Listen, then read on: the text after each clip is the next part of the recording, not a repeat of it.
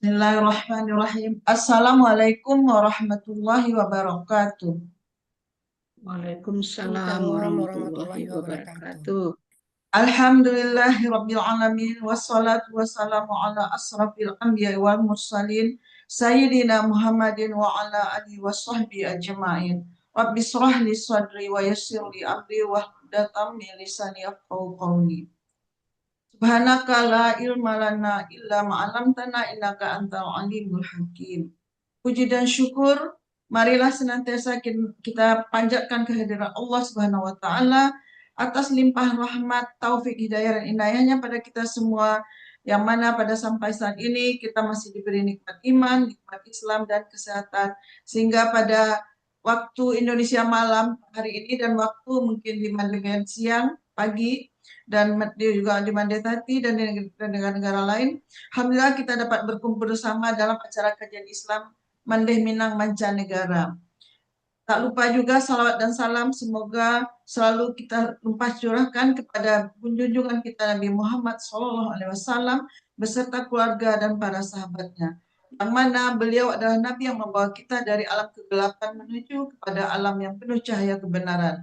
Mudah-mudahan kita selaku umatnya selalu mendapat syafaatnya. Amin, amin ya rabbal alamin. Kami juga mengucapkan terima kasih. Alhamdulillah Ustadz sudah hadir bersama kita pada kajian eh, rutin kita di Mandi Minang Mancanegara. Kemudian kami juga mengucapkan terima kasih kepada Bapak Ibu semua, baik kepada Mandeben tadi selaku Ketua Mandi Minang Mancanegara yang telah mengisi waktu tadi dengan membaca ayat suci Al-Quran. Kemudian kepada Bung Asbi yang selaku kepada yang membantu kita dalam merekam acara kajian ini dari radio RGM. Kemudian kepada Bapak Ibu semua dan Mandeh Tati juga kepada Mandeh Eka yang telah mendukung suksesnya acara ini insya Allah. Kami juga mengucapkan terima kasih kepada Ibu Neti Suharti, Ibu Prof Neti.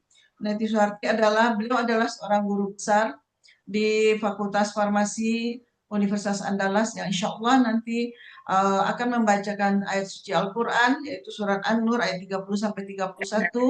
Kemudian selanjutnya acaranya kita akan memasuki tausiah bersama guru kita Ustadz Profesor Muhammad Yunan Yusuf dengan topik pada malam ini yaitu uh, adab dan moralitas dalam Al-Quran. Nanti kami izin juga akan membacakan biografi tentang Profesor Muhammad Yunan Yusuf. Sebelumnya marilah kita simak dulu pembacaan ayat suci Al-Quran surat An-Nur ayat 30 sampai 31 yang akan dibacakan oleh Profesor Neti Suharti, kemudian dilanjutkan juga oleh beliau sari tilawahnya. Kepada Mande Neti, tafadhali Mande, silakan Mande. Baik. Bismillahirrahmanirrahim. Assalamualaikum warahmatullahi wabarakatuh. Waalaikumsalam. Salam. A'udzu billahi minasyaitonir rajim. Bismillahirrahmanirrahim.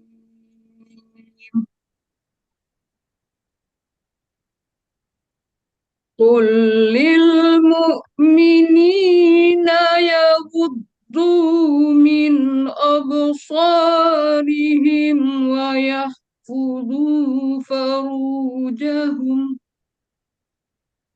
dzalika azka lahum innallaha khabirum bima yasna'un.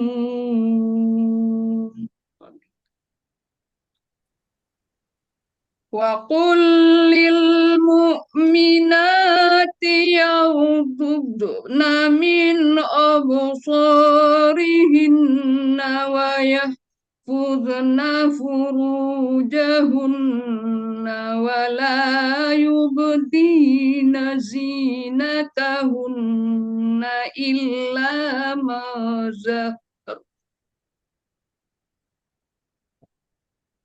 إلا ما ظهر منها والكافرون yadribna bi khumurihinna wala juyubihinna wala yubdina zinatahun ولا يبدين زينتهن إلا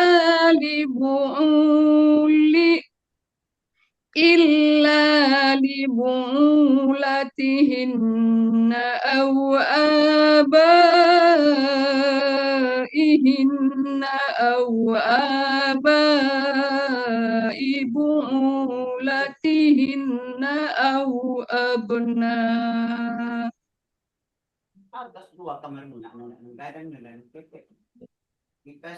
أو آباء بعولتهن أو أبنائهن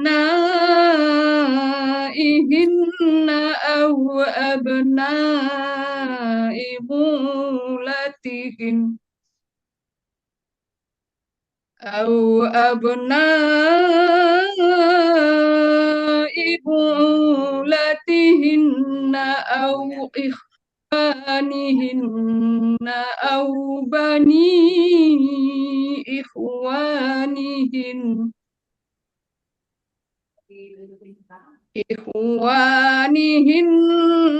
أو بني إخوانهن أو بني أخواتهن أو نساء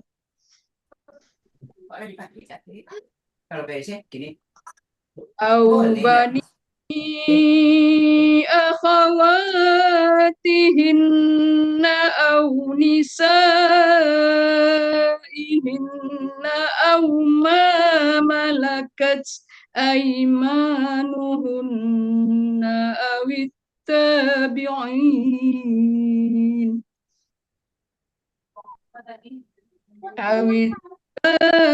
التابعين غير أولي الإربة من الرجال أو الطفل الذين لم يظهروا على عورات النساء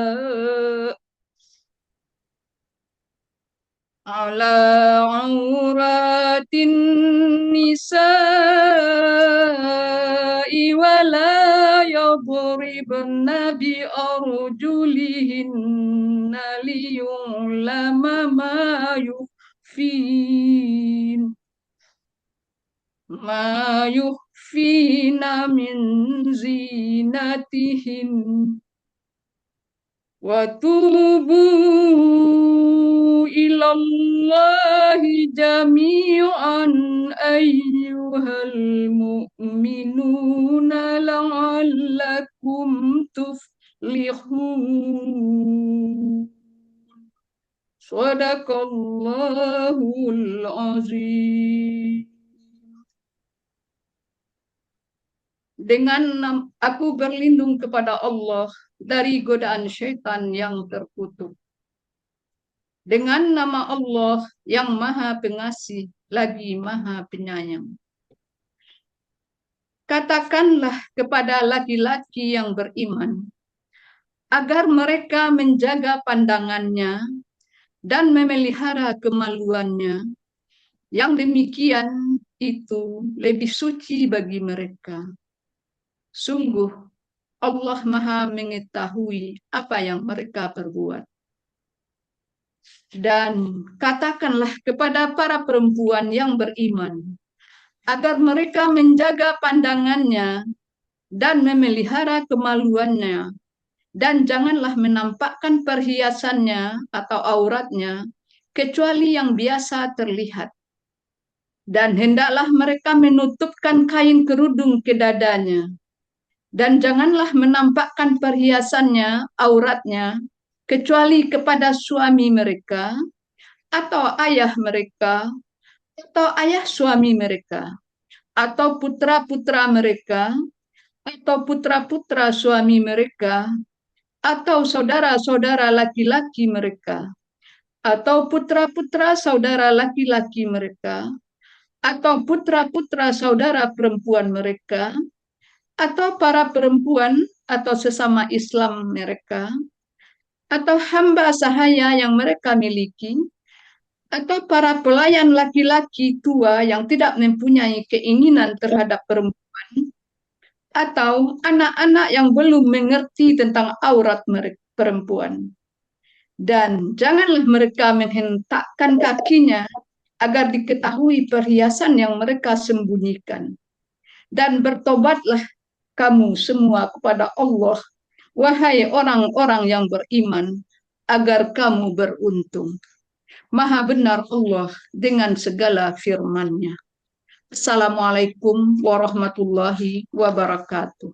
Waalaikumsalam warahmatullahi Waalaikumsalam wabarakatuh. warahmatullahi wabarakatuh.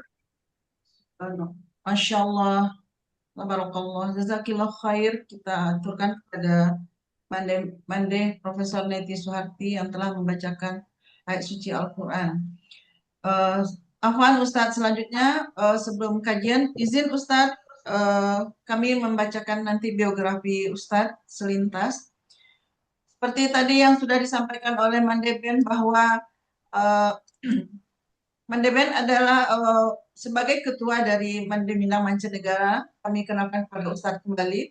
Beliau berdomisili atau menetap di Amerika, tepatnya di kota Tennessee, Ustadz. Di sini juga hadir Mandetati. Beliau juga sebagai wakil dari Mandemina Mancanegara.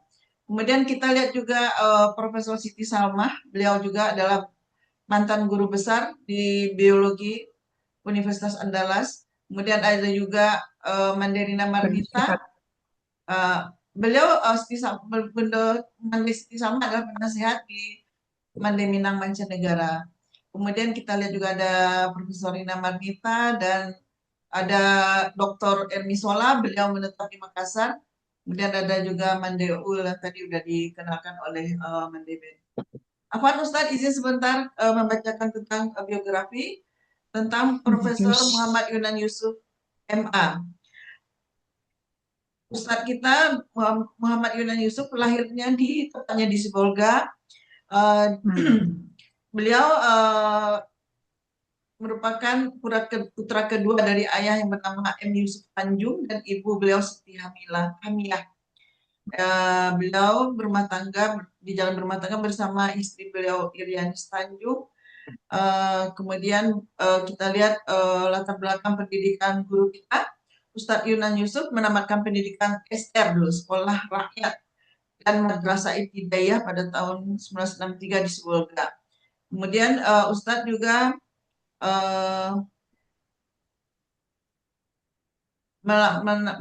melanjutkan pendidikan ke PGAP Muhammadiyah Sibolga dan tamat pada tahun 67.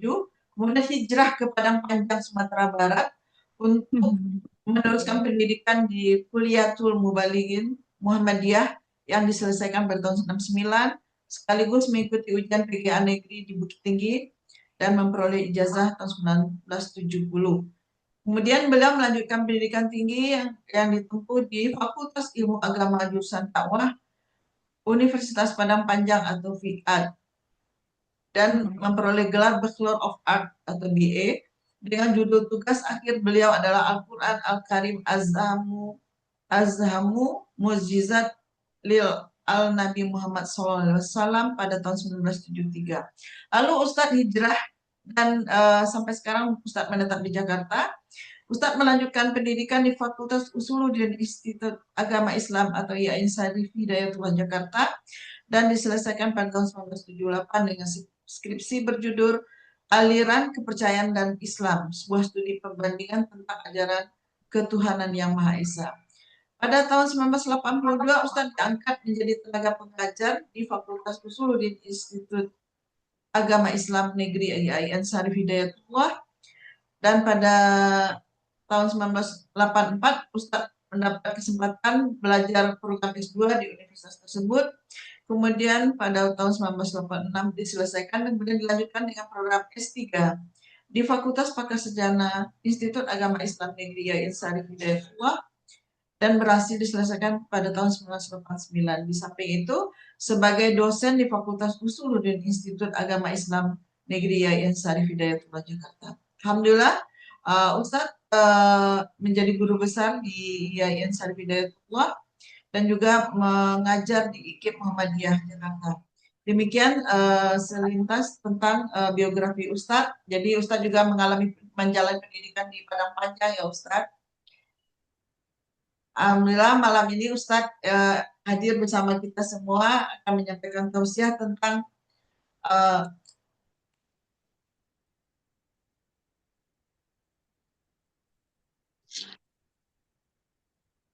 Assalamualaikum Ustadz. Tes suara Ustadz. Assalamualaikum Ustadz. Suaranya belum terdengar Ustadz. Assalamualaikum Ustadz. Alhamdulillah. Ya, tafadhol Ustadz. Silakan Ustadz menyampaikan topik kajian malam ini. Assalamualaikum warahmatullahi wabarakatuh. Alhamdulillah. Topik malam Bisa ini dengar tentang suaranya? Alhamdulillah sudah Ustadz, tapi agak blur ini Ustadz. Videonya mungkin posisinya mungkin Ustadz. Agak mendung. Oh, mendung Ustadz. Ya, sudah clear Ustadz. Alhamdulillah topik kajian kita malam ini adalah tentang Assalamualaikum warahmatullahi wabarakatuh. Waalaikumsalam warahmatullahi wabarakatuh Ustadz. Topik malam ini tentang adab dan moralitas dalam Al-Quran. Tafadhol Ustadz. Baik. Alhamdulillah alamin. Afwan Ustadz, suaranya putus-putus Ustadz. Iyyahu na'budu wa iyyahu nasta'in. Alaku walahul hamdu wa yu'im ala kulli syai'in karim. Wa asyhadu anna nabiyyana Muhammadan abduhu wa rasuluh alladzi la nabiyya ba'dah arsalahu Allahu basyira wa nazira wa da'iyan ila Allah wa sirajan munira khatamul anbiya wal mursalin. Allahumma fassalli wa sallim ala hadzal nabiyil karim wa ala alihi wa ashabihi wa man tabi'ahu bi ihsan ila yaumiddin, amma ba'du. Yang saya hormati ibu-ibu yang tergabung dalam pengajian Mandeh Minang Mancanegara. Terus terang, saya merasa tersanjung diajak berbicara pada malam ini berkaitan dengan etika dan moralitas dalam Al-Quran. Terus terang lagi, di hadapan saya sekarang orang-orang hebat semua sebenarnya ini ya. Ada Bu Murni, ada Bu Siti Salma, ada Ustadz Azmi, ada Andung, siapa ini? Kemudian ada Haja Jusmariza, Erni Sola, kemudian Delmeria, kemudian Kak Bati, dan tidak disebut satu persatu lebihnya lagi yang saya tidak lebih sini. Mudah-mudahan semua kita dirahmati oleh Allah Subhanahu wa Ta'ala. Amin ya Rabbal Alamin. Mohon maaf, saya dan tidak terbiasa saya membuat PPT itu. Dan juga pada malam ini agak terganggu suaranya. Mudah-mudahan bisa kita tangkap sampai akhir nanti.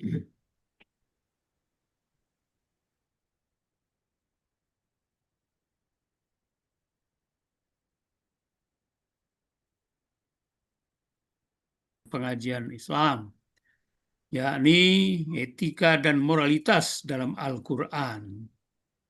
Tadi Bu Neti Suharti sudah membacakan ayatnya yang kita bisa lihat kalau ada Quran di tangan kita sekarang, kita bisa lihat ayat 31 itu berbunyi, A'udzubillahi minasyaitonirrajim.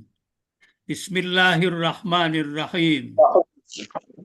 Qul lil mu'minina yaghuddu min absarihim wa yahfazu furujahum. Dzalika azka lahum. Innallaha khabirum bima yasna'un. Katakanlah kepada orang-orang beriman yang laki-laki agar mereka menjaga pandangan mereka dan kemudian menjaga kehormatan mereka, yang demikian itu lebih suci bagi mereka. Sungguh Allah Maha mengetahui apa yang mereka perbuat.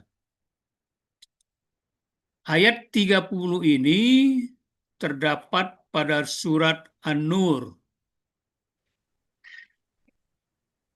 Kata optika, manusia bisa melihat kalau ada cahaya, bukan dengan mata.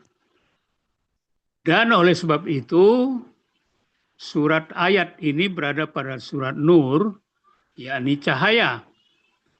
Dengan cahaya kita belum bisa melihat. Tanpa cahaya manusia tidak bisa melihat. Nah, dalam konteks ini kita merasa bahwa apa yang diturunkan oleh Allah Subhanahu wa Ta'ala kepada umat manusia itu adalah menerangi hati sanubari kita, dan dengan pandangan mata kita, kita dapat menyaksikan bukti-bukti kebesaran Allah. Nah, yang kedua saya ingin sebutkan bahwa pada konteks ini ayat 30 menyebutkan bahwa orang-orang mukmin laki-laki itu hendaklah merendahkan pandangannya, menjaga pandangan mereka.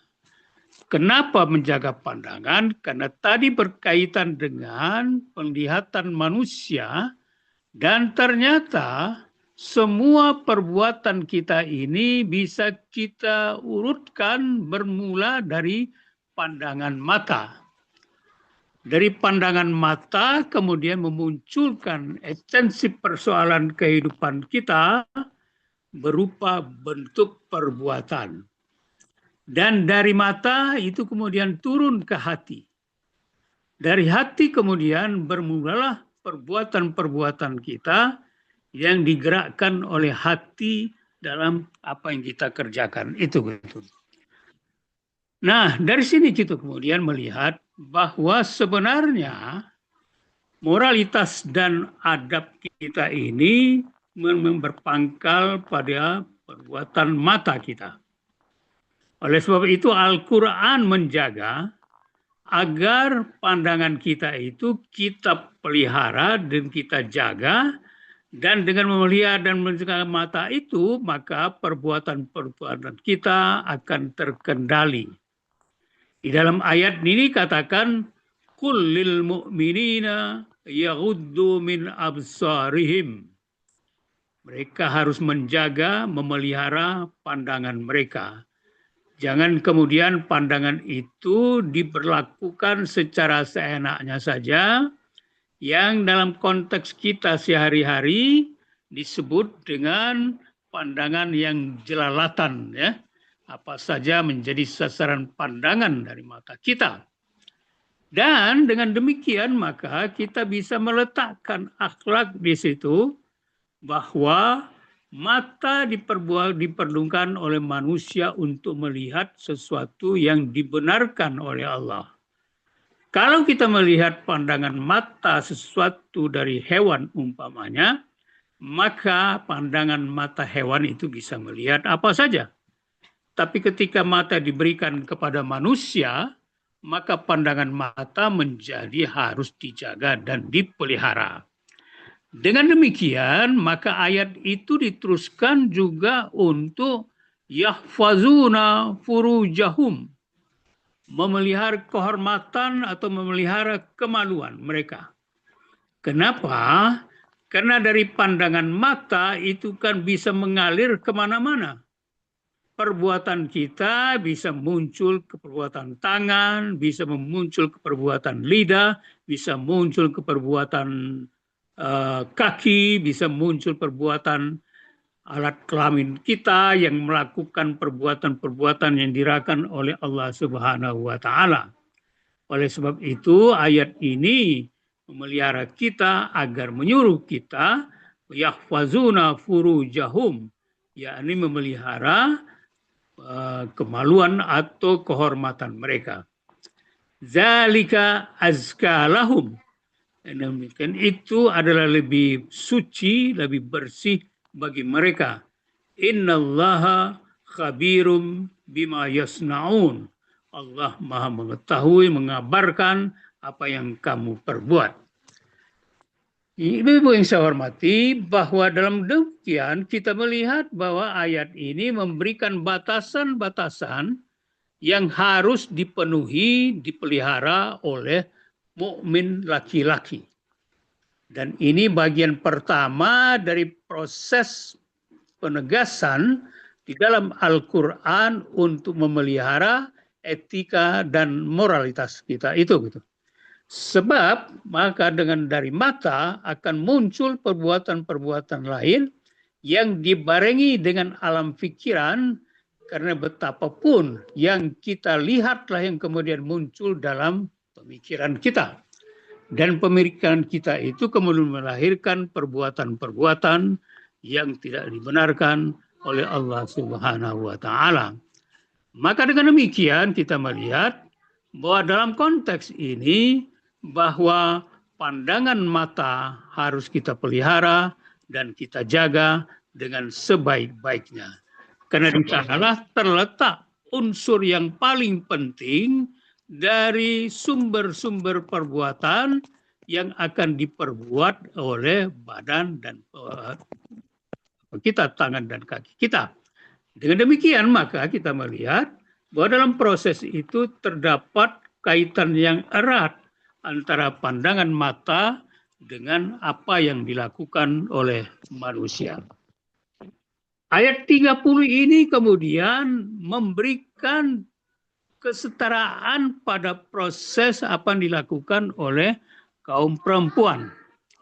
Pada ayat 31 dikatakan bahwa hendaknya katakanlah kepada orang-orang mukmin perempuan, yakni yaghdudna min absarihinna. Mereka harus memelihara mata mereka juga, pandangan mereka. Karena dengan konteks itu kita melihat bahwa dalam hal berkaitan perbuatan dilakukan oleh seseorang perempuan, itu akan berujung juga pada apa yang terjadi pada laki-laki. Dan dikatakan pada ayat ini, 31 ini, yakni hendaklah kaum perempuan itu yaghdudna min absarihinna wa yahfazna furujahunna. Dan mereka hendaknya memelihara pandangan mereka dan juga memelihara kemaluan mereka. Wala yubdina zinatahunna illa ma zahara minha. Janganlah mereka mempertontonkan atau memperlihatkan perhiasan mereka kepada orang lain kecuali apa yang tampak. Memang dalam konteks ini penggalan ayat illa ma zahara minha memang diperselisihkan maknanya. Apakah yang dimaksud dengan apa yang tidak boleh terlihat itu gitu. Yakni hal-hal yang dalam konteks mayoritas ulama menyebut adalah aurat perempuan. Jadi bukan pada proses perhiasan seperti yang kita pahami secara sederhana sehari-hari, yakni perhiasan emas, gelang atau sebagainya itu. Tapi adalah apa yang disebut dengan aurat. Maka dalam konteks ini dikatakan bahwa tidak boleh diperlihatkan, dipertontonkan kecuali apa yang biasa terlihat padanya gitu. Wal yadribuna bi khumurihinna. Kemudian kalau dia perhiasan tadi itu aurat tadi itu, yakni bukhumurihinna, harus kemudian membungkuskan atau melindungkan selendangnya ke juyubihinna. Juyub ini dipahami oleh banyak ulama tafsir dengan arti dada. Tetapi saya mendapat pemahaman yang agak berbeda dari itu, yang kemudian saya baca dari tafsir Buya Hamka, yakni tafsir Al-Azhar. Buya Hamka mengatakan juyub itu bukanlah hanya dada, tetapi lebih spesifik adalah pangkal dada wanita yang secara lazim agak sedikit terbuka ketika orang memakai pakaian yang biasa sederhana sehari-hari tanpa memakai baju kurung atau baju yang jilbab, karena itu merupakan bentuk yang sangat-sangat mengundang syahwat laki-laki.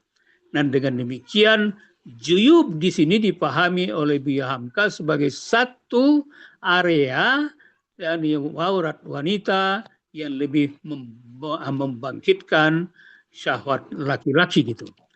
Nah, ini kemudian menjadi bahagian tak terpisahkan daripada apa yang disebut dengan aurat perempuan itu.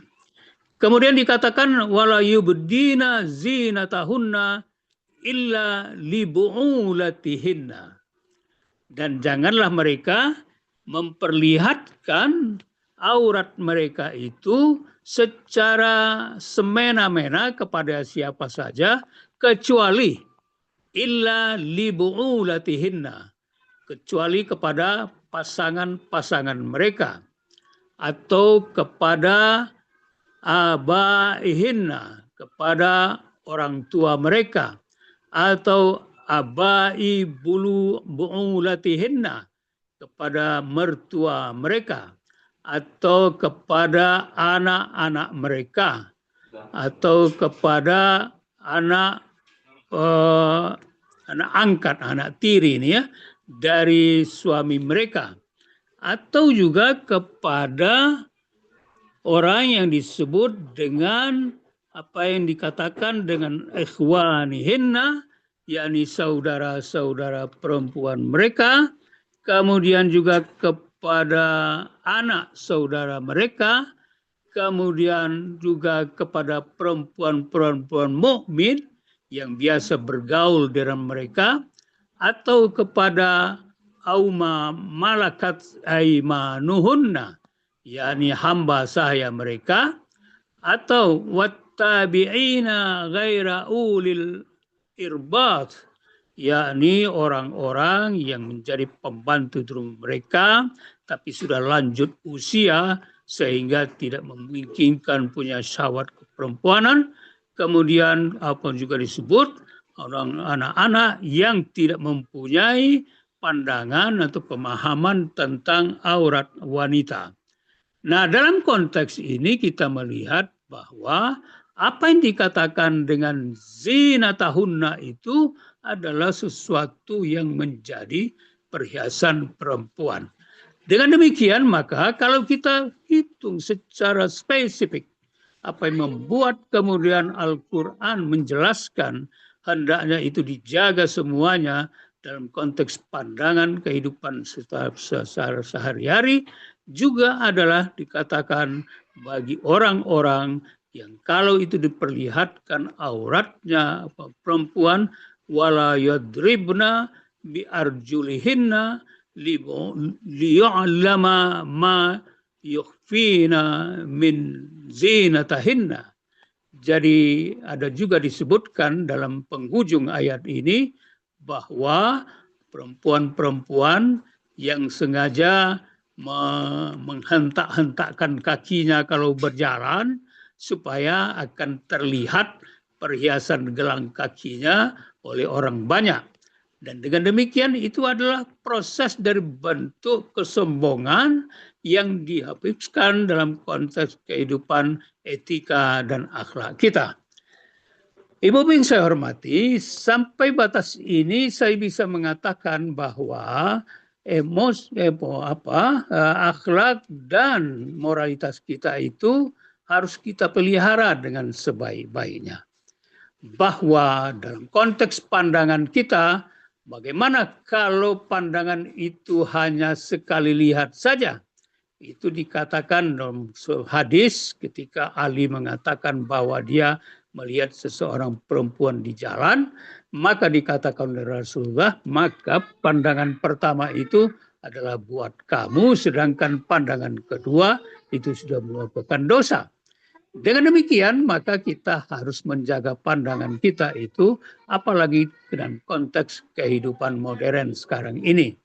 Nah, dengan demikian, maka ketika mata melihat sesuatu yang merusak kepada sesuatu yang disebut dengan fahsya. Fahsya itu dalam konteks Al-Quran disebut adalah kejahatan seksual. Dengan demikian, maka setiap orang dipahami harus menjaga apa yang disebutkan dengan al-fahsya itu. Kenapa? Karena memang al-fahsya itu membawa manusia kepada perbuatan-perbuatan yang dilarang oleh Allah Subhanahu wa Ta'ala. Dan dengan demikian, maka kita melihat bahwa ayat ini 30 dan 31 An-Nur ini memelihara kondisi manusia dalam konteks dia bergaul sesama antar manusia, baik laki-laki dan perempuan. Dengan demikian, maka setiap orang harus menjaga langkah dan perbuatannya, apalagi harus memelihara pandangan. Karena setiap perbuatan kita, seperti yang saya katakan tadi, dari mata lah berasal semuanya. Nah, dengan mata itu pula Allah memperingatkan kita agar menjaga pandangan mata kita itu. Bahwa pada konteks ini kita melihat, dikatakan oleh Al-Quran, hendaknya kamu memelihara semuanya itu. Bahwa dengan demikian, apa yang dikatakan tadi, bentuk kesombongan, memperlihatkan perhiasan kaki, dan itu adalah tradisi yang dikembangkan oleh orang-orang Arab jahiliyah dulu, yakni kalau dia menari, kalau dia berjalan, selalu terdengar gemerincing gelang kakinya, dan itu bahagian tak terpisahkan dari proses kesombongan yang muncul dari ketidakbermoralan seseorang. Dan dengan demikian maka Allah pada ujung ayat ini mengatakan, ilallahi jami'a ayyuhal mu'minun la'allakum turhamun. Semua itu proses yang terjadi baik pada laki-laki mukmin maupun perempuan mukmin untuk menjaga pandangan mata tadi itu bagian terpisahkan dari proses pembentukan manusia sempurna yang dalam konteks Al-Quran disebut dengan ibadur rahman, yakni hamba-hamba dari Zat-Nya Maha Pengasih lagi Maha Penyayang.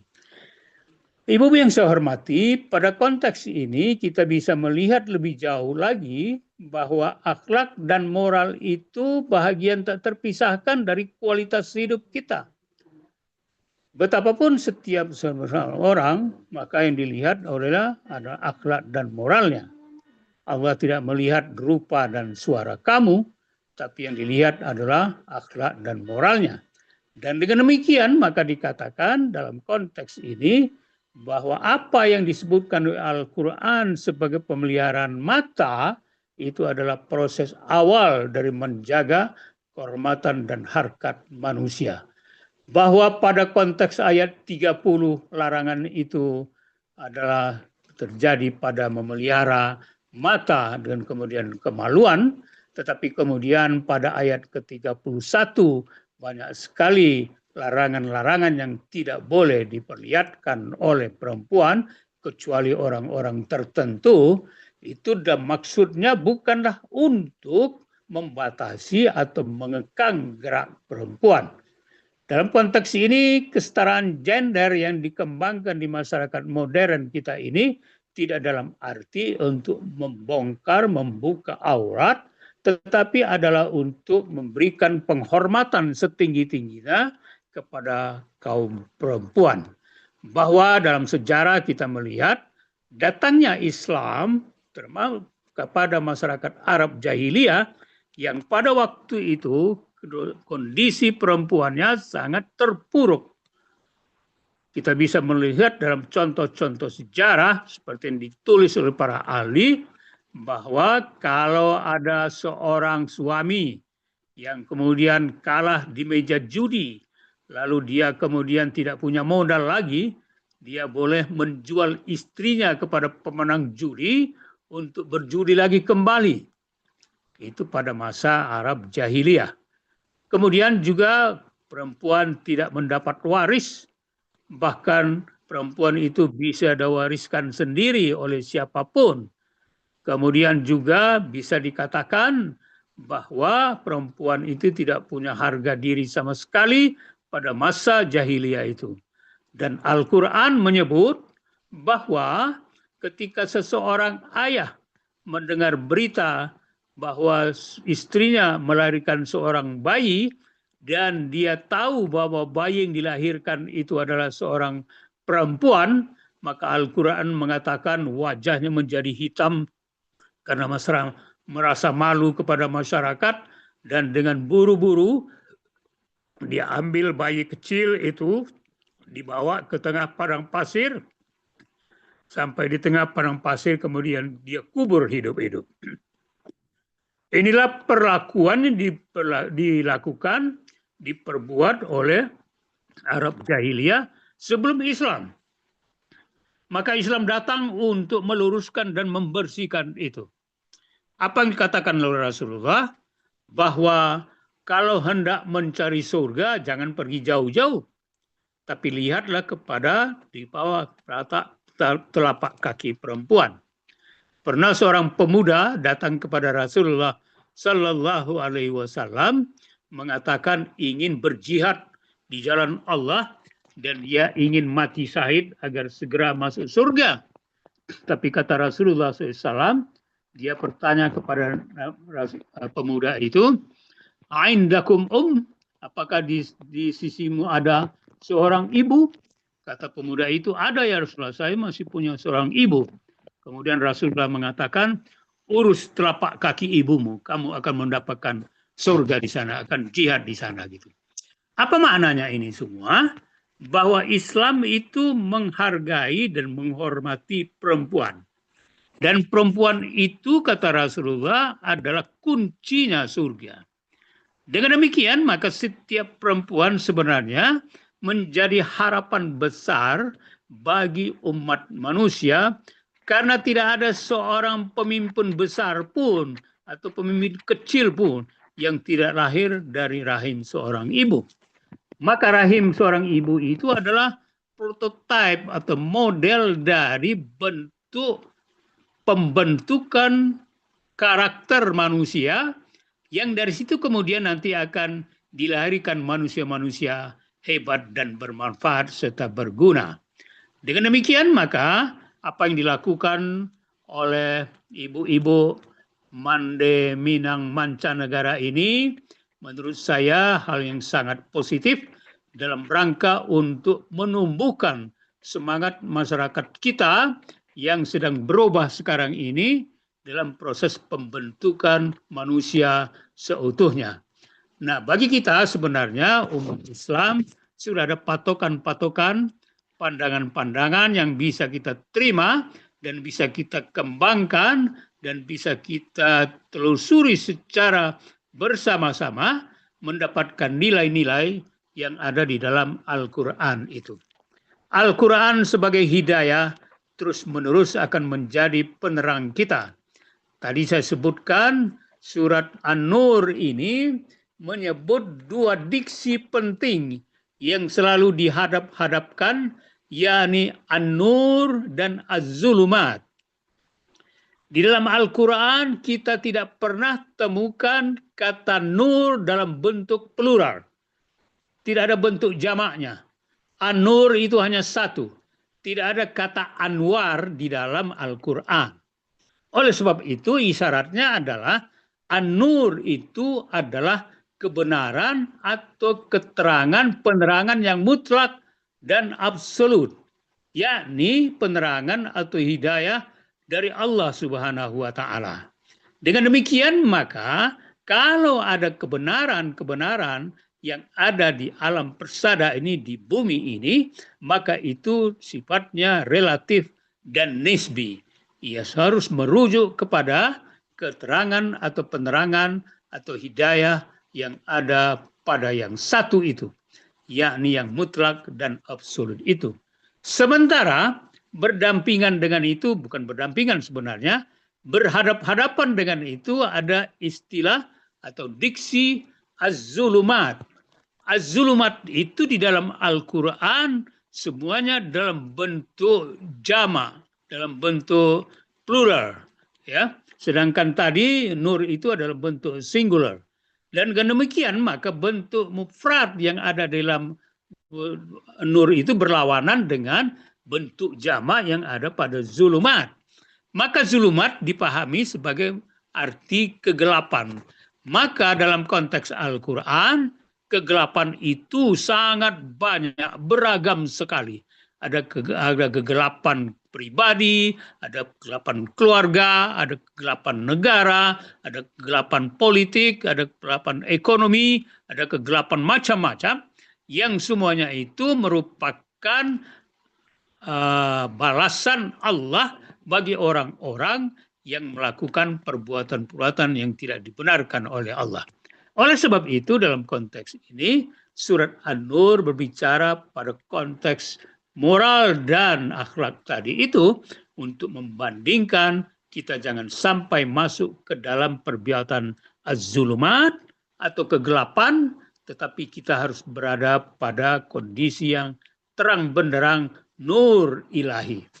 Nah, dengan demikian maka setiap orang diharapkan bisa selalu berada dalam proses mencari terus-menerus nur ilahi itu. Dengan cara yang bagaimana? Tadi disebutkan pada ayat 31 ini, menjaga pandangan serta menjaga kehormatan atau kemaluan kita. Dengan demikian maka setiap orang hendaknya juga memperhatikan dengan seksama pandangan mata yang sering sekali membuat kita terlena oleh berbagai keindahan yang alami yang kita saksikan di kehidupan dunia ini. Maka oleh sebab itu, dalam konteks membaca dua ayat Nur 30 dan 31 ini, kita harus merenung ulang hendaknya bahwa dalam mencari kehidupan sehari-hari kita ini, di manakah kita berada pada posisi profesi kita, apakah sebagai guru, sebagai dosen, sebagai pegawai, sebagai peniaga, atau sebagai saudagar, semuanya itu mengarah kepada untuk memisahkan kondisi kita pada posisi An-Nur dan Az-Zulumat tadi itu. Jangan sampai kita kemudian terperangkap pada kegiatan-kegiatan Az-Zulumat, sehingga kita terpisah jauh dari ridha dan rahmat Allah. Kita harusnya masuk ke dalam kehidupan An-Nur, yakni keterangan penerangan dari Allah Subhanahu wa taala. Demikian maka setiap orang sebenarnya harus menghadirkan apa yang disebut dengan rahmat Allah dalam kehidupannya. Allah mengatakan bahwa hendaknya setiap orang selalu merasa diawasi oleh Allah Subhanahu wa taala. Penegasan ini perlu kita garis bawahi karena betapapun kehidupan kita sehari-hari selalu berada dalam proses yang hitam putih ini.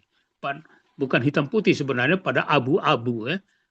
Kalau hitam putih kita bisa memilih mana yang benar, mana yang salah, tapi sering sekali kita berhadapan pada kehidupan yang abu-abu itu. Nah, dengan demikian maka diharapkan hendaknya setiap kita selalu meneliti dan menegaskan tempat berdiri kita. Oleh sebab itu pengawasan Allah harus terus berada bersama kita. Kalau demikian maka hadis mengatakan kalau Anda harus beribadah, hendaknya beribadah seolah-olah melihat Allah. Tetapi kalau Anda tidak bisa merasa melihat Allah, maka harus dibalik bahwa Allah melihat kita. Ka'annaka tarahu wa innahum tarahu wa innahu. Hendaknya dia melihat kita. Dengan demikian maka Allah Subhanahu wa taala memberi peringatan kepada kita dengan harapan mudah-mudahan kita menjadi orang-orang yang ibadur rahman itu. Dengan konteks moralitas dan akhlak tadi, kita menjadi orang yang dekat dengan Allah. Taqarrub ilallah, mardatillah.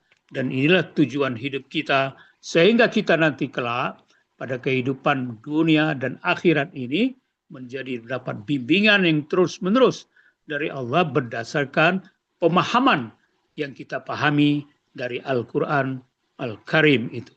Maka dengan demikian, maka setiap orang kita ini adalah orang-orang yang selalu berada dekat dengan Allah dan selalu membaca Al-Quran, memahaminya, dan kemudian mengamalkannya dalam kehidupan kita sehari-hari.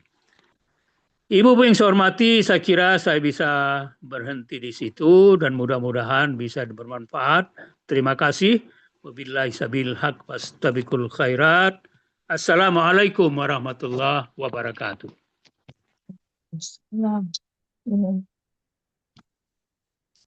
Alhamdulillah, alhamdulillah, jazakallahu khair. Kita aturkan kepada guru kita, Ustadz Muhammad Yunan Yusuf. Apa Ustadz, kita masih ada kesempatan untuk tanya jawab ini Ustadz? Boleh, silakan. Ya, mande-mande semua, silakan. Sekiranya ada yang mande-mande ingin tanyakan untuk lebih lanjut dari segala yang telah Ustadz jabarkan tadi, silakan Mande. Mungkin Mande Ben. Oke, Assalamualaikum warahmatullahi wabarakatuh. Terima kasih Ustadz, terima kasih Mande Murni. Sementara kita menunggu pertanyaan-pertanyaan mungkin dari radio ya, atau ada dari Zoom kita ini. Silakan. Kalau enggak, ya bagaimana ya? Tentang aurat ini ya Bu ya, kalau kita itu, Ustadz, kalau kita itu di luar negeri ini begitu ya, di negeri Amerika ini yang mereka itu memang sudah adat mereka itu ya, kebiasaan mereka dengan pakaian yang begitu-begitu. Ya, apalagi di musim summer itu sengaja berbikini, berpanas-panas di taman-taman atau di mana-mana gitu ya. Tapi sepertinya teman-teman kita yang Muslim ya, orang Indonesia lah begitu misalnya ya, memang sepertinya itu tabu bagi kita gitu, kaget kalau mereka itu baru sampai di sini gitu. Tetapi sesudah itu sepertinya itu seperti kebiasaan ya.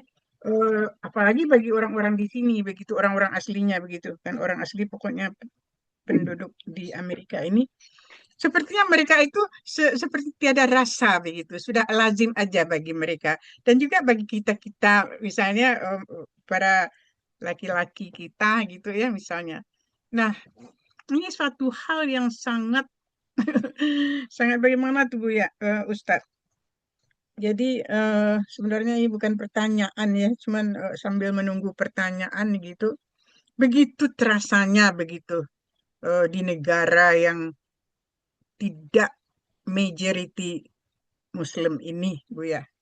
Kalau di Indonesia kita itu subhanallah semuanya saat sekarang itu mulai dari kecil sampai kepada tua itu wanita-wanita itu memang sudah berhijab begitu ya, sudah berpakaian yang Muslim lah begitu. Jadi pakaian Muslim ini tidak harus seperti pakaian di negeri Arab. Pokoknya yang modest, tertutup aurat, tidak tipis, tidak ketat begitu. Nah, walaupun bagaimana di Indonesia kita juga banyak juga yang berpakaian tertutup tetapi ketat, tetapi menggiurkan gitu ya. Nah, bagaimana nih Bu Yani hal begini?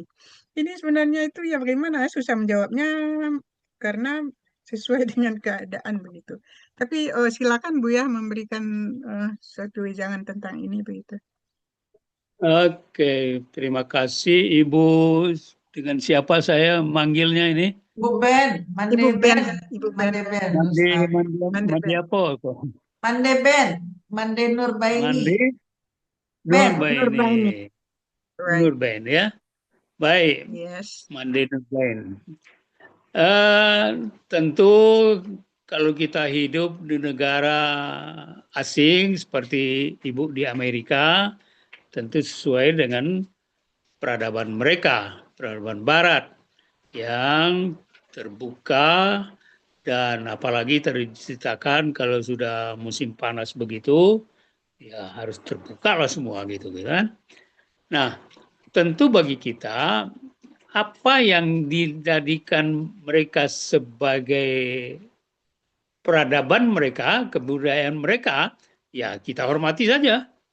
Jangan kemudian kita memaksa-maksa mereka lalu untuk menutup aurat mereka. Ya. Nah, dengan demikian maka yang harus kita jaga itu adalah diri kita sendiri. Ya. Jangan kemudian kita terbawa arus, terbawa rendong kata istilah Minang kan itu kan, menjadi ikut-ikutan ke itu. Kita jaga saja keluarga kita, pribadi kita, sanak saudara kita untuk tidak menjadi orang dalam tanda kutip orang Amerika itu gitu. Tentu saja dalam hal ini kita harus berpandangan luas juga. Jangan kemudian memaksa-maksa orang lain untuk mengikuti apa yang kita inginkan. Jangankan di Amerika, di Indonesia sekarang sudah terjadi juga itu Mande gitu ya. Jadi kalau kita pergi ke Bali umpamanya, ke Papua sana, ke mana lah tempat-tempat apa, tempat-tempat rekreasi itu sudah mulai juga terbuka itu. Jadi dalam konteks ini yang hendak saya katakan adalah mari kita jaga diri kita. Tadi kan pesannya itu Al-Quran mengatakan jangan jangan kemudian kamu hendaklah memelihara pandangan dan kehormatan kamu. Jadi prosesnya di sini adalah mari kita bawa ke dalam diri dan keluarga kita. Jangan kemudian ikut-ikutan pada kebudayaan orang-orang Amerika itu. Walau alam, Mande. Ya, ya, Buya, Ustadz. Terima kasih banyak Ustadz. Ya, ini kepada para laki-laki kita nih ya yang di rantau yang lebih harus berhati-hati lagi, insya Allah. Ya, pesan dari kami ya, Mande Minang Mancanegara dan Ustadz Yusuf gitu ya. Semoga kita menjaga tertib dan moral Islam kita dimanapun kita berada, terutama juga di Indonesia, insya Allah. Semoga ini berupa himbauan. Amin ya rabbal alamin. Makasih Ustaz. Amin. Makasih Mande Ben. Bapak Ibu silakan. Kami melihat juga banyak bapak-bapak. Sini ada Pak Ahmad Hatta, ada Pak Budi, Pak Asbi. Mungkin kalau ada pertanyaan silakan. Atau ibu-ibu yang kita punya keluarga, kita punya anak gadis, silakan. Di kolom chat belum ada nih pertanyaan.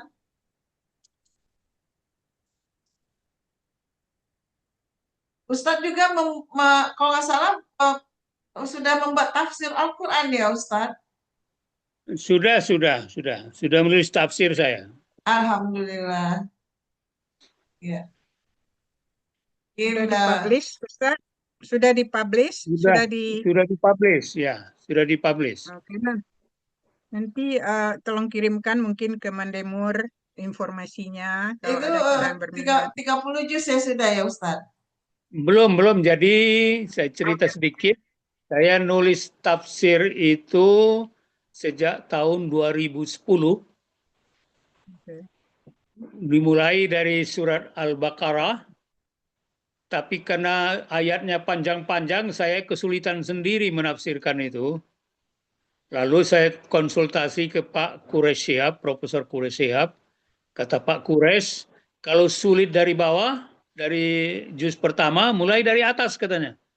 Mulai dari juz 30. Maka saya rubah cara saya mulai dari juz 30. Dan alhamdulillah karena suratnya pendek-pendek, itu agak lancar menulisnya itu.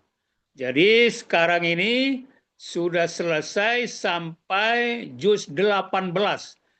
30, 25, 28, 27, 26, 25 sampai sekarang juz 18 gitu. Nah, surat An-Nur ini ada berada pada juz ke-18 itu gitu. Gitu, Mande. Ya, Alhamdulillah. masih, Semoga dimudahkan Allah Ustaz meneruskannya. Amin, amin, amin ya rabbal alamin. Ustaz menunggu ibu-ibu yang bertanya, boleh Ambo bertanya Ustaz? Silakan. Iya Ustaz, sekarang Ya, banyak Ustaz boleh. Mbak Murni nih Ustaz, banyak kita sekarang mendengar di pesantren ataupun di sekolah-sekolah bagaimana seorang murid ternyata sudah mampu melawan gurunya Ustaz. Iya. Bahkan orang tuanya sendiri mendukung satu tindakan kesalahan dari anaknya, sehingga banyak kita baca di sosial media itu tentang hal-hal cerita seperti itu. Mau yang mau ditanyakan Ustaz, gerangan fenomena apa yang terjadi ini Ustaz terhadap akhlak apa tadi adab dari seorang murid kepada guru itu Ustaz? Itu Ustaz, jazakallahu khair Ustaz. Ya. Saya melihat ada perubahan radikal sekarang ini tentang nilai-nilai, ya, terutama pada akhir-akhir ini ketika masuk undang-undang KDRT itu, KDRT kekerasan dalam rumah tangga, yang orang tua tidak boleh lagi memukul anak. Sebenarnya Al-Quran mengajarkan kepada kita bahwa Nabi menyuruh anak sholat ketika usia 7 tahun. Dan ketika usianya sudah 10 tahun tidak mau juga sholat, itu boleh dipukul anak itu. Nah, dalam konteks ini saya merasa bahwa pemahaman pukul yang dalam hadis itu selalu disalahfahami oleh orang-orang sekarang ini. Memukul itu dimaksudkan memukul dengan menyakitkan, bukan sebenarnya. Pukulan pada waktu pendidikan itu bukan sama dengan pukulan dengan kekejaman. Nah, kalau itu terjadi di sekolah-sekolah kita sekarang ini juga bahagian daripada tidak boleh melakukan kekerasan di sekolah. Padahal sebenarnya orang-orang guru-guru, ya tentu saja saya tidak membela ada guru yang memang ada yang berlaku terlalu kejam, ya, terlalu bertindak sewenang-wenang juga. Tapi marahnya seorang guru, memukulnya seorang guru adalah pukulan yang mendidik sebenarnya. Dengan demikian maka terjadilah pembalikan nilai ini menurut hemat saya yang sudah salah kaprah ini. Sehingga ketika guru memarahi muridnya, lalu orang tuanya kemudian protes. Karena memang sudah dilarang di rumah tangga untuk melakukan kekerasan terhadap rumah tangga. Nah, bagi saya sebenarnya kita harus mendudukkan persoalan itu secara pendidikan. Maka sebenarnya hukuman itu ada sesuatu yang ngajar dalam konteks pendidikan. Tidak ada peraturan, tidak ada makna satu peraturan kalau tidak ada sanksi. Oleh sebab itu, kalau ada guru kemudian memarahi murid, janganlah kemudian orang tua membela anak yang dimarahi itu, padahal sebenarnya belum jelas bagi dia siapa yang benar dan siapa salah di situ. Tentu dalam hal ini saya merasa sebagai seorang dosen, sebagai guru juga, mengajak teman-teman guru untuk meletakkan konteks pemahaman itu secara proporsional gitu.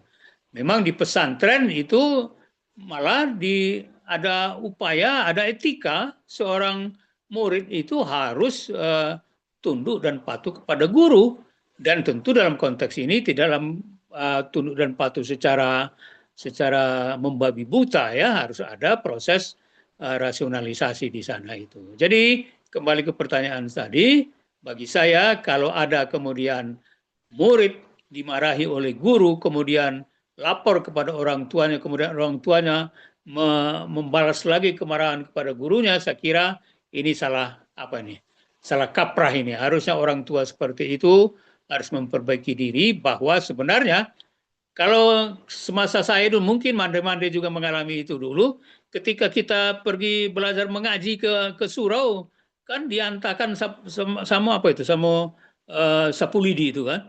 Jadi artinya dengan lidi itu, kalau nanti murid ini berbuat yang tidak benar, boleh dipukul dengan lidi itu gitu. Jadi saya merasa bahwa harus ada perubahan yang dilakukan oleh para orang tua terhadap guru-guru di sekolah gitu. Walau alam, Bu. Masya Allah. Jadi dikembalikan lagi ke rumah ke rumah sendiri ya Ustaz ya. Iya, Dikembalikan betul. untuk pendidikan Harusnya di begitu. keluarga. Ya. Ya. Mungkin Sedikit Mande Murni, silakan Mende.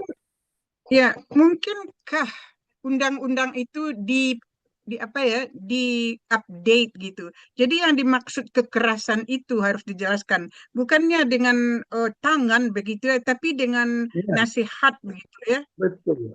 Jadi Betul. dengan demikian itu dengan kekerasan yang pendek itu aja Ya, disalahgunakan begitu. Jadi ya, kita itu mungkin juga bisa mengusulkan supaya undang-undang itu diperjelas begitu. Diperjelas ya, atau diganti termnya itu. Yang ya, kekerasan itu apa yang dimaksud dengan kekerasan. ya. Saya Mungkinkah setuju. begitu Ya, saya Ustadz setuju itu, kita Mande. usul. Saya setuju sekali itu, Mande. Jadi di penjelasan undang-undang itu harus diberi batasan itu, kekerasan itu bentuk apa gitu. Jangan kemudian diambil saja term kekerasan itu sehingga yang terbayang di kepala orang ketika baca kekerasan itu ya pemukulan yang menyakitkan. Bukan. Jadi pemukulan di situ adalah harusnya secara edukasi, bukan memukul dengan semena-mena karena kemarahan, bukan. Saya setuju, Buno. Ya, insya Allah. Dan ini bukan di Indonesia saja, Ustadz. Di Amerika Ya, sini juga begitu. Itu sangat menyalahgunakan. Jadi sekarang ini tidak ada lagi pendidikan guru. Guru itu sepertinya tidak ada artinya dalam pelajaran adat dan adat gitu ya. Eh, ya, Segalanya disalahkan guru. Segalanya disalahkan guru. Tetapi juga orang tua juga yang utama di samping itu. Mungkin ya. insya Allah kalau kita di Indonesia kita akan usahakan untuk mengevaluasi, mengupdate undang-undang itu insya Allah. Kalau kami yang kecil-kecil ini bisa bersuara juga melalui peraturan dan prosedur yang seharusnya Ustadz. Terima kasih banyak. Iya. Ya disuarakan aja terus, Mande. Jadi di Indonesia ini kan ada istilah no viral, no justice katanya. Kalau tidak disuarakan nggak ada keadilan gitu. Jadi kayak hal seperti itu ya kita suarakan terus saja sampai nanti ada keadilan gitu. Ya insya Allah berusaha dari segala segi insya Allah Ya, ya, Ustadz. betul betul. Masya Allah ada ini di sini banyak mandi-mandi pendidik memang Ustaz. Mungkin banyak pengalaman juga. Ini Mandi Dede setuju. Ada suara juga Mandi Dede. Silakan Mandi Dede. Mandi Dede ini ada di Virginia nih Ustaz. Oh, Masya Allah. Di Virginia ya. Silakan, Amerika. Mande. Mandi Dede silakan. Mandi Dede juga seorang dosen dulu Ustaz. Di Aceh. Beliau dulu di Aceh, di Banda Aceh. Di Aceh, di mana tuh di Aceh? Mandi Dede di mana Mandi Dede?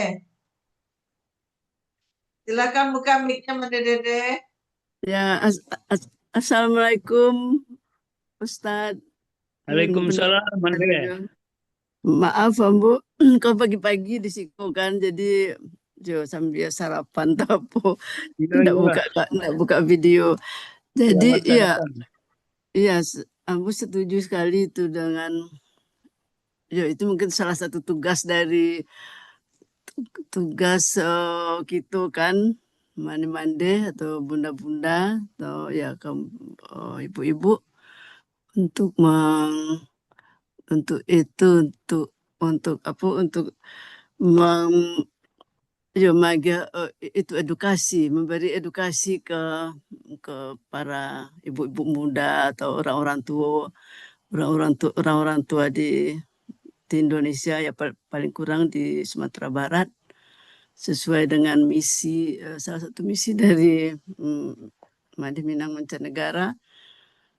Ya, jadi aku setuju tadi itu kita menyuarakan atau ya memberi ya mungkin panggil apa para itu pendidik ya ahli-ahli psikologi anak atau apa ya para pendidik untuk memberi kuliah atau ya itu pencerahan di beberapa tempat, mesti lebih banyak bukan sekali.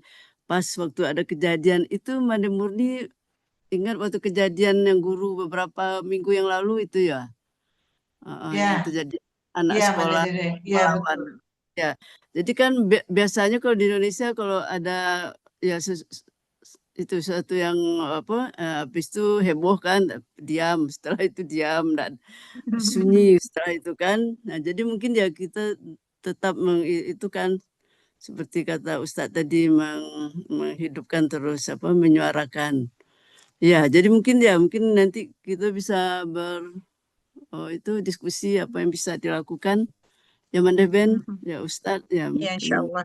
Ya, Ustadz. betul. Ya, mungkin dengan Ustadz juga. Dengan Ustadz ya, Ya, nanti kita ya. kontak Ustadz. Ya. Itu ya Insya Allah. sekalian karena buka mic. Jadi kalau di ya itu mungkin juga itu tergantung sekolahnya di Indonesia. Mungkin ada juga banyak yang sekolah yang anaknya adabnya elok kan, adab yang baik.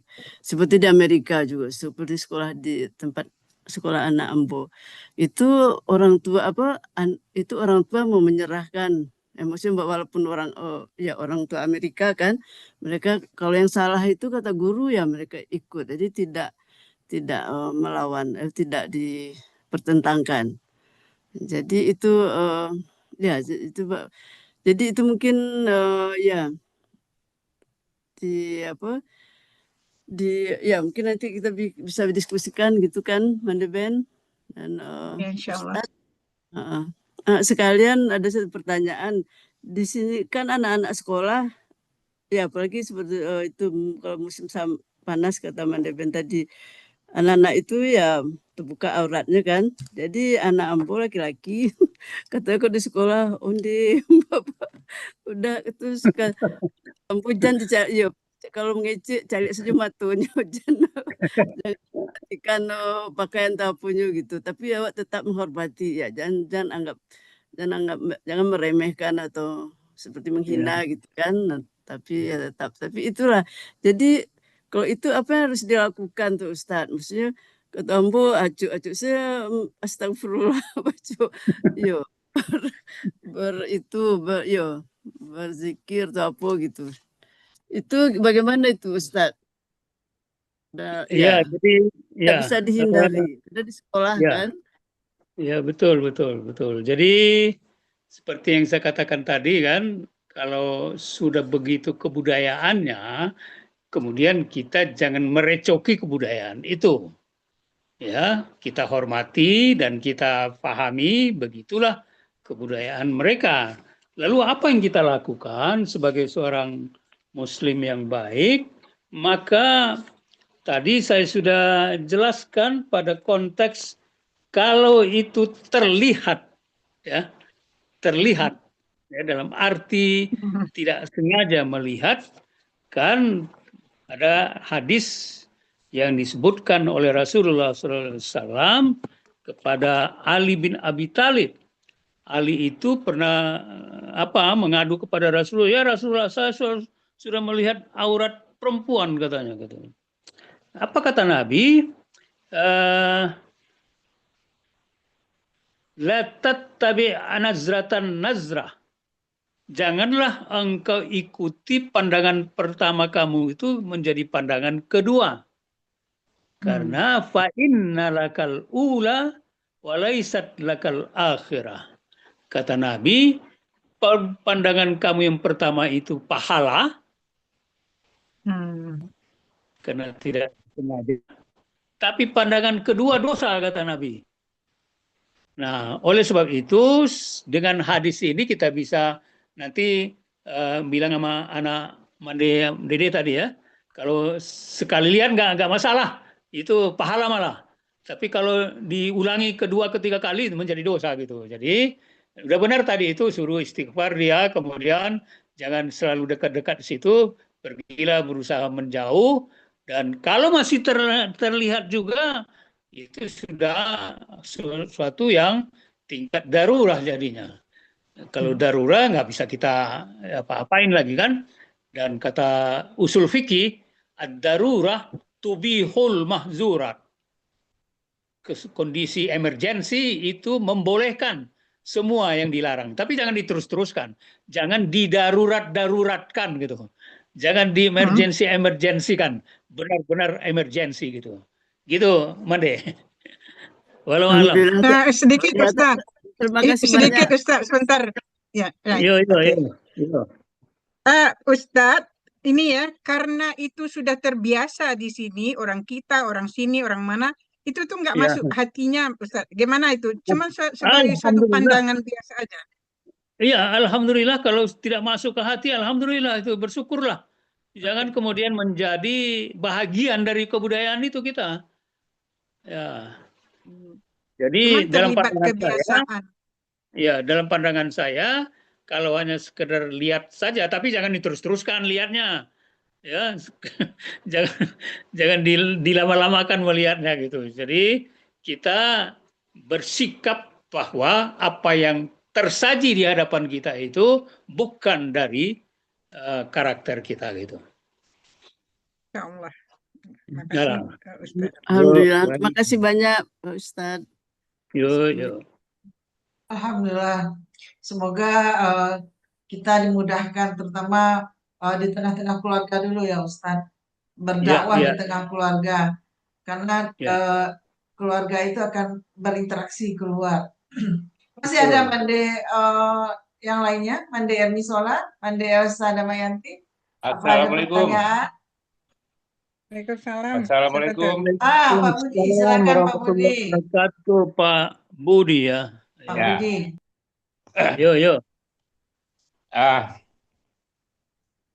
Ustadz, ya, salam kenal Ustadz. Yo. Salam kenal Yang lagi. menjadi pertanyaan adalah langsung ya, to the point.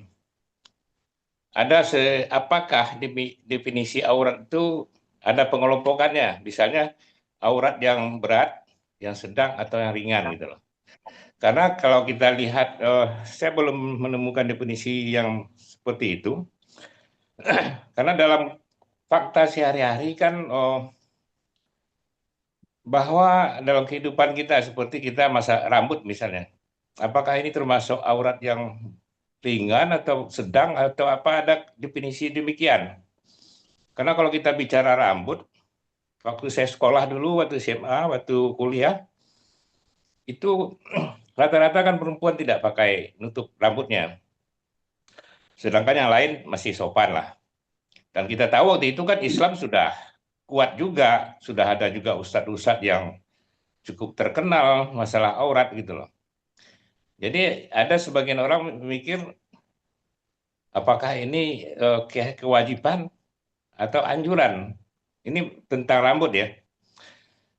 Kemudian ada lagi kita lihat pengelompokan. Sebagian muslim itu ada yang pakai apa? Pakai cadar gitu. Ada yang tidak. Jadi mohon ketegasan Ustadz ya.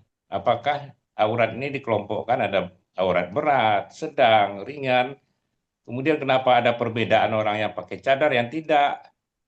Kemudian orang yang nutup rambut atau tidak, seperti apa sebenarnya Ustadz? Baik. Saya ingin awali dengan penegasan tentang definisi aurah. Ya. Dan definisi ini tidak diperselisihkan ini. Semua fuqaha, ahli tafsir bersepakat tentang definisi itu. Apa itu? Al-aurah ma yajibu satruhu. aurat adalah apa yang wajib untuk ditutup. Itu definisinya.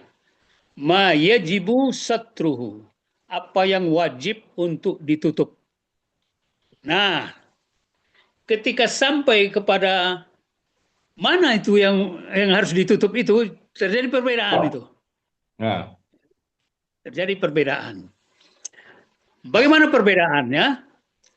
Maka orang kemudian pergi ke hadis sahih Bukhari Muslim yang mengatakan Rasulullah itu pernah mengingatkan Aisyah tentang pertanyaan mana yang wajib ditutup ya Rasulullah.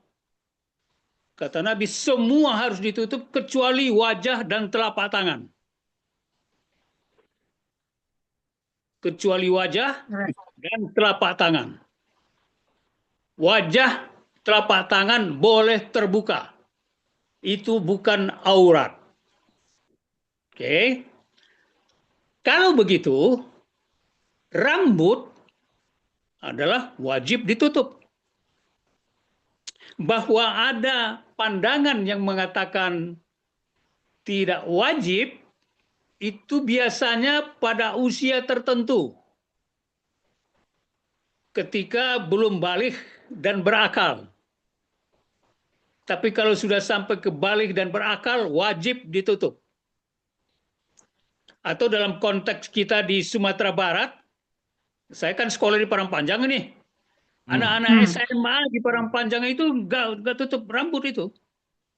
Tapi mahasiswa yang ada di Kauman Parangpanjang tutup rambut. Mahasiswa yang ada di Tawalib, bukan di Tawalib, di Dinia Putri tutup rambut.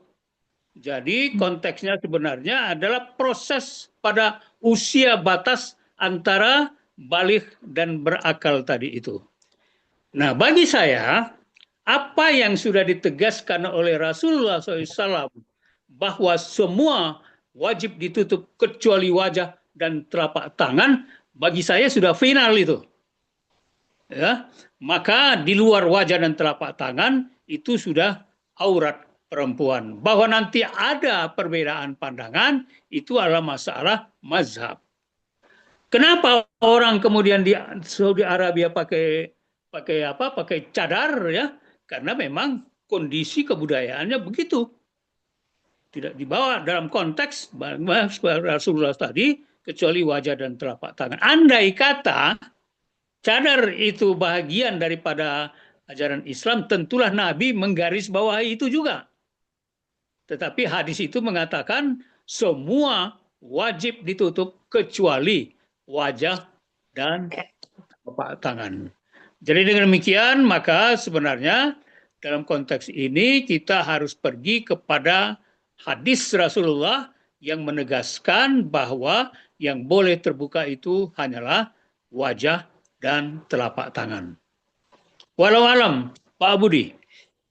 ya ada lanjutan Ustadz. Ya, Ini silakan, jadi silakan. pemikiran ini. Dalam kehidupan sehari-hari, apalagi kita tinggal di kota ya, kita berintegrasi dengan banyak pihak. Apakah misalnya kita di bank, kita berdiskusi sama pegawai bank juga yang tidak pakai rambutnya tidak ditutup.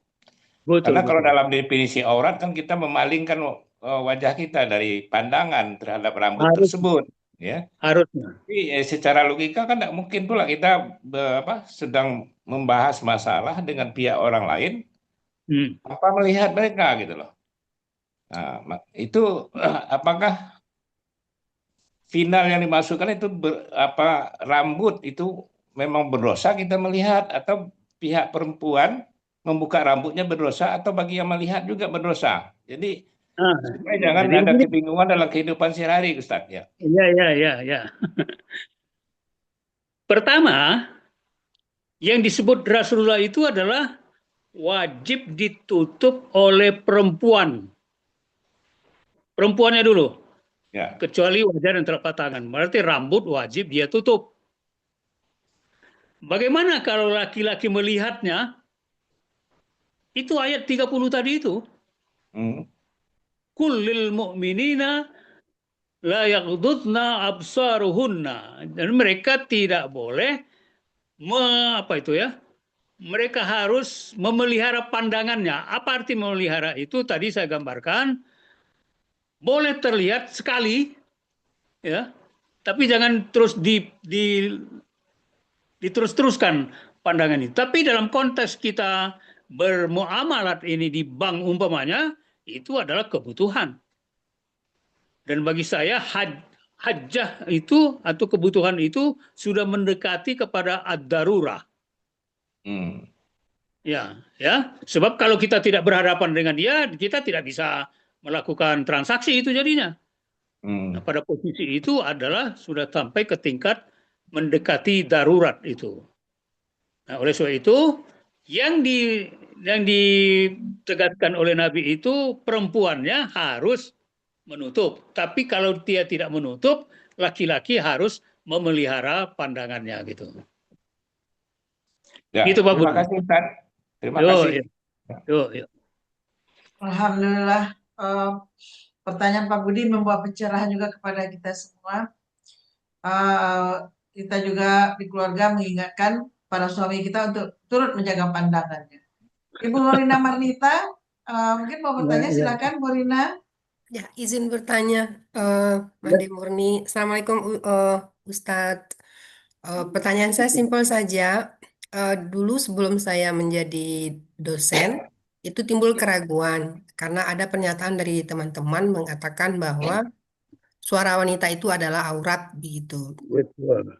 Nah, terus saya jadi ragu bagaimana statusnya kalau saya berbicara di depan mahasiswa. Ada juga teman-teman mengatakan ya kalau di depan laki-laki yang belum balik ya tidak apa-apa. Tapi kalau mahasiswa itu kan udah balik gitu.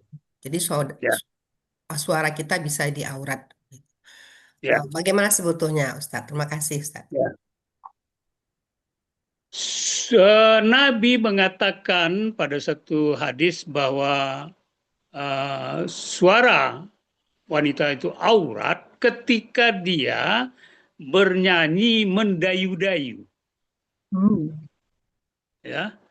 Yang membuat kemudian laki-laki yang sakit itu terganggu itu mendengar suaranya itu. Muncullah kemudian sautul mar'ah aurah gitu. Tetapi ingat pula bahwa istri-istri Nabi itu selalu dibawa ikut berperang.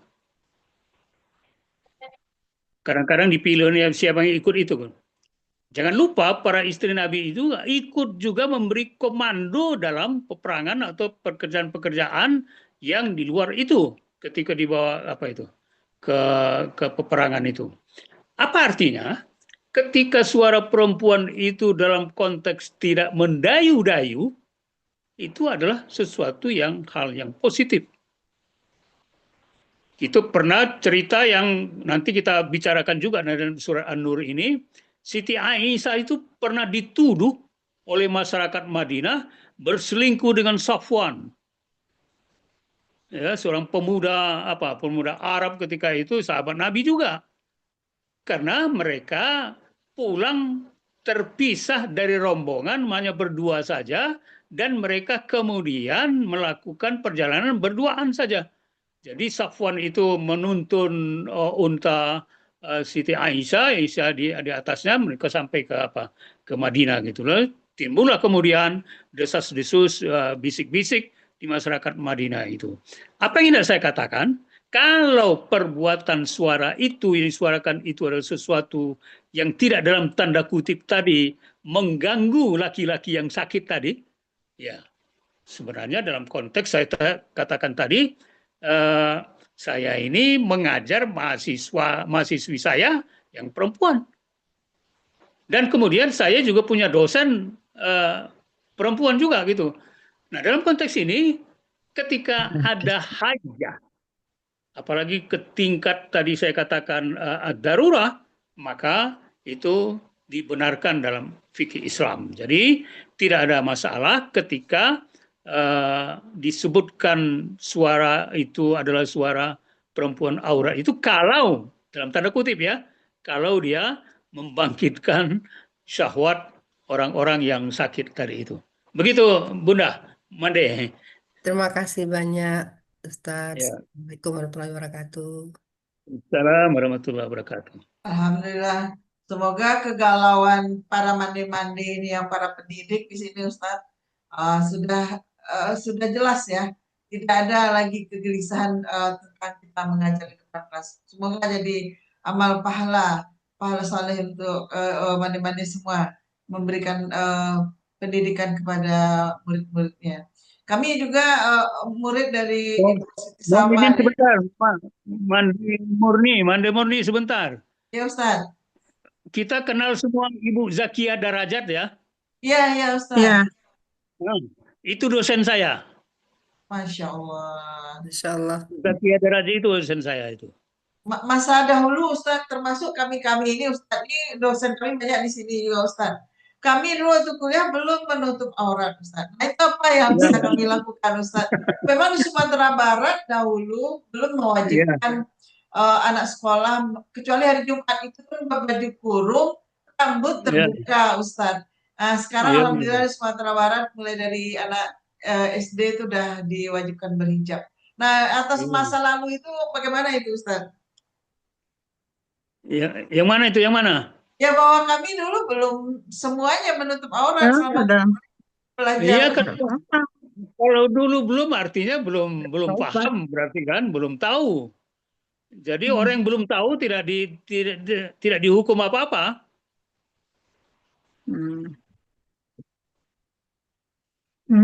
Ya. Tapi kalau sudah tahu masih membuka aurat juga itu payah itu. Alhamdulillah. Ya. Mandeben ada lagi Mandeben? Iya sedikit Mande Murni. Mungkin ada buat Sumatera Barat pesan-pesan Mandeben? Iya nggak apa-apa. Sedikit ini Ustadz, ini gimana ya? Mungkin sudah terjawab. Kami ini ada grup tadarus sekali seminggu hari Sabtu pagi bagi Indonesia. Itu kan masuk ini ya Ustadz, di radio disiarkan ke mana-mana. Nah, radio itu pengajian itu? jadi bermacam-macam lah suara itu. Kami perempuan, ini soal kami perempuan gitu ya. Ada yang merdu, ada yang kan itu. Nah, itu bakal tuh disiarkan begitu Ustadz. Ya, itu dulu ada perdebatan itu boleh nggak perempuan ikut musabaqah tilawatil Quran? Kan begitu perdebatannya dulu. Ada yang melarang, ada yang membolehkan. Jadi di situ dilihat bahwa pembaca Al-Quran itu menyampaikan wahyu ilahi, hidayah Allah. Dan kalau dia membawa penerangan kepada manusia yang mendengarnya, itu artinya dia melakukan kebajikan, amal soleh. Nah, dengan demikian, maka tadi saya katakan, suara yang memang diperlukan seperti membaca Al-Quran, ya harus kita perdengarkan. Kan itu bagian dari ibadah. Jangan kemudian suara itu pakailah umpamanya. Banyak juga sekarang praktek salawat kelompok grup-grup ibu-ibu di Jakarta sekarang viral ini ya. Salawat-salawatnya itu kemudian sambil melenggak-lenggok juga itu. Nah, kalau sudah sampai ke tingkat itu, menurut saya suara sudah disalahgunakan untuk tidak lagi hanya membaca salawat saja, tapi juga sudah melakukan gerak sebagai aksi jadinya, bukan lagi perbuatan suara saja gitu. Begitu, Mande. Terima kasih. Terima kasih Ustadz. Ini sekalian ya himbauan kepada kita semua, saudara-saudara yang sanak-sanak yang di radio juga, yang di mana saja mendengarkan program kita ini. Mari kita rame-rame mengikuti tadarus 3M bersama radio, kolaborasi 3M dengan radio pada Sabtu pagi jam 8 pagi insya Allah. jam Waktu 7. Indonesia Barat itu ya. Oke, ya. Itu setiap jam. Gimana Oh, 7 Ustadz? Maghrib ya. Ya, 7. Gimana Ustadz? Pertanyaan tadi, komentarnya? Jam 8 waktu Indonesia Barat itu ya, bukan waktu Amerika ya. Oh nih, sorry. 8 malam, wait. 8 malam bagi saya Amerika di tanah air jam 7 pagi sesudah sholat subuh itu ya, gitu. Oh Ah, iya, oke. ya, jadi mungkin ya kalau ada saudara-saudara atau kolega Ustadz yang bisa, ya tadi kita kan beribadah, jadi bisa juga bersama kami saling membenarkan juga. Iya. Terima kasih. Insya Allah. Baik, ini kami lihat Mande Ermisola, raise hand. Mande Ermisola ada di, silakan perkenalkan dulu kepada Ustadz Mande Ermisola, beliau juga seorang pendidik nih Ustadz. Baik, terima kasih. Ermisola. Ya, terima kasih Mandi Murni. Assalamualaikum warahmatullahi wabarakatuh, Ustaz. Waalaikumsalam. Saya ingin merespon sedikit dari pertanyaan Bapak yang nanyakan soal rambut, terus Ibu Rina ya, soal suara ketika jadi dosen, termasuk Ibu Mandeben yang bertanya tentang tadarus. Saya kira semua itu kembali ke niatnya masing-masing, Ustaz. Kalau ketika tadarus itu kebetulan suaranya bagus, iramanya bagus, terus ada ujub begitu di hatinya, sudah tidak benar itu kan? Sudah kena, saya kira dari segi hukum gitu. Sudah keluar ya. Saya kira tergantung kepada niat. Nah, termasuk juga kepada Bapak yang menanyakan tadi soal rambut.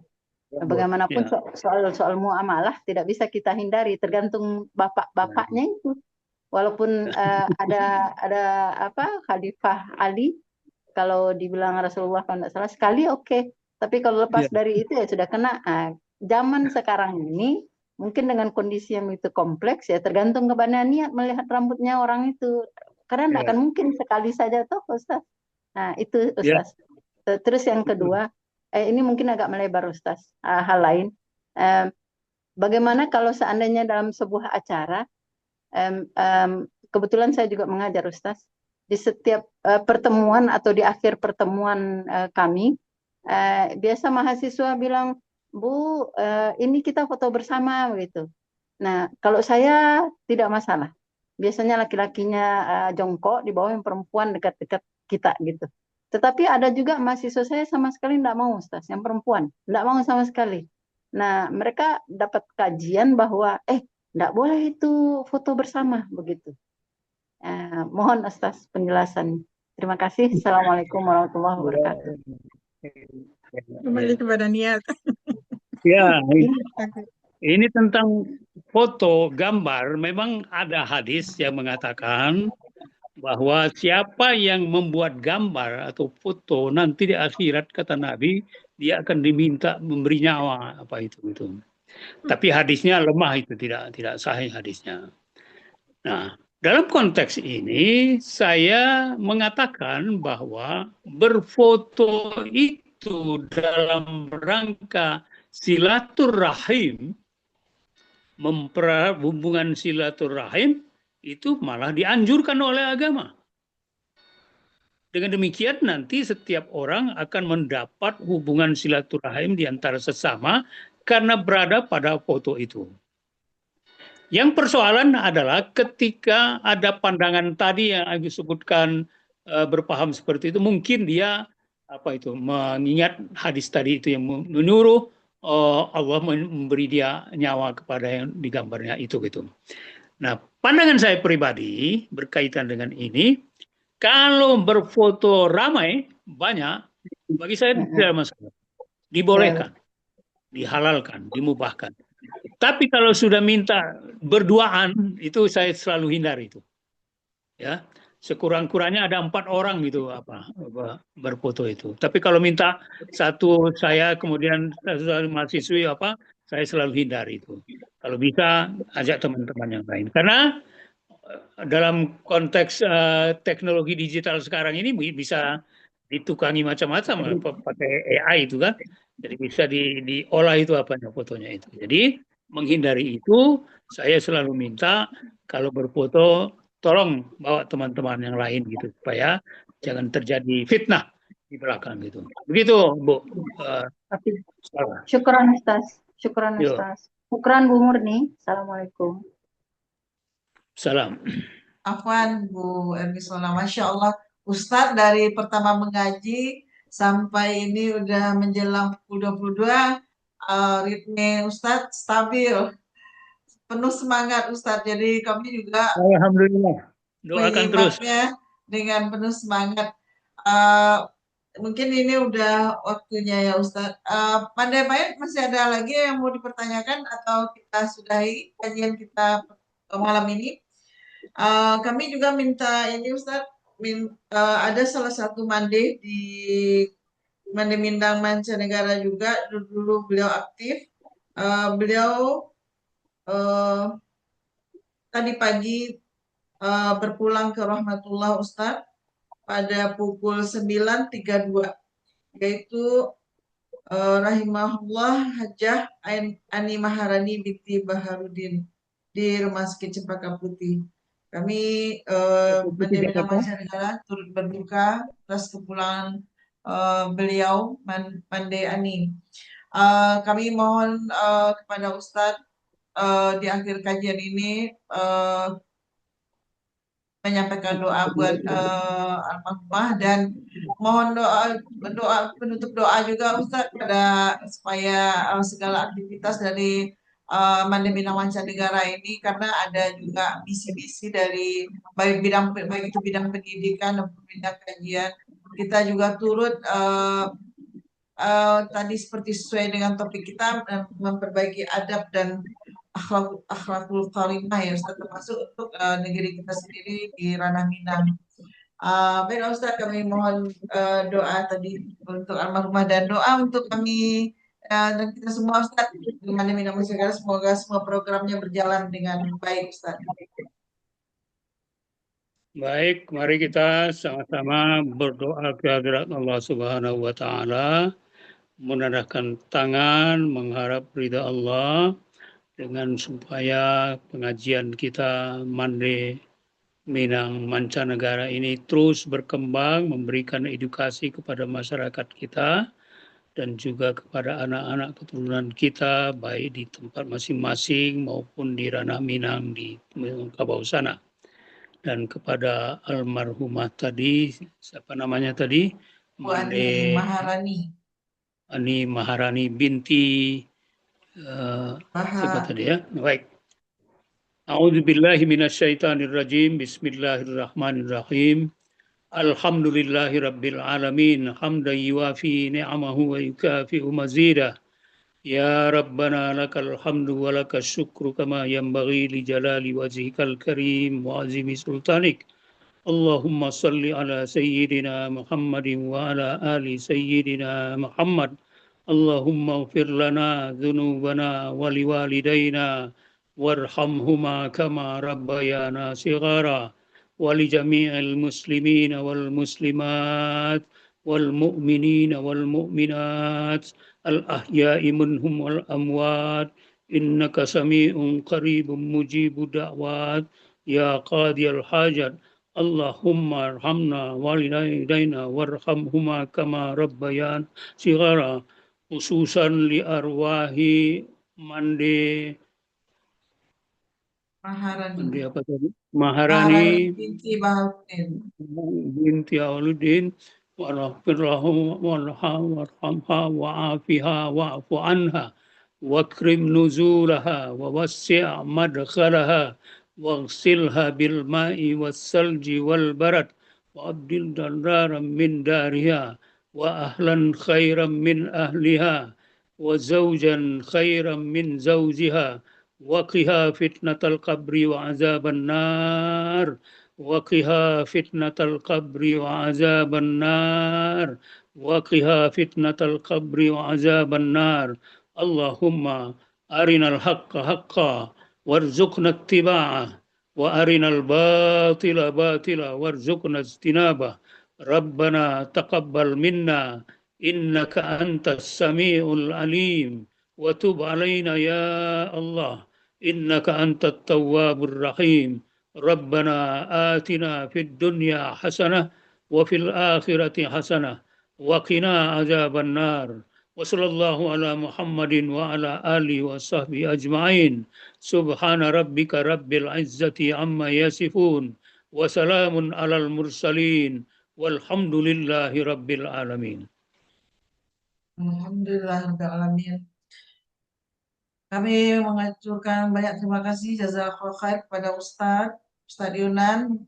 Insyaallah mudah-mudahan nanti berkesempatan lagi mengisi di kajian Mandi Minang Mancanegara Ustadz. Kami doakan Amin, amin, ya rabbal Ustadz, alamin. kami doakan Ustadz dan keluarga sehat selalu dalam limpah rahmat Allah, dan apa yang telah Ustadz sampaikan itu menjadi keberkahan dan berlimpah pahala dari Allah Subhanahu wa taala. Amin, amin, ya rabbal Kami juga alamin. mengucapkan jazakumullah khair kepada Bapak Ibu semua yang telah aktif bertanya juga pada kajian malam ini dan telah hadir dan melaporkan waktu untuk kita bersama menyimak kajian dari Ustadz. Saya selaku moderator yang mendampingi Ustadz, mohon maaf atas segala salah dan khilaf selama berlangsungnya acara. Dan marilah mungkin Bapak Ibu juga ada waktunya untuk istirahat karena hari sudah lewat dari pukul 10 malam. Marilah kita akhiri kajian kita dengan mengucapkan alhamdulillahirrahmanirrahim. Dan kita tutup dengan doa kafaratul majelis. Subhanaka Allahumma bihamdika asyhadu an la ilaha illa anta astaghfiruka wa atubu ilaik. Jazakallahu khair Ustaz. Baik, assalamualaikum warahmatullahi wabarakatuh.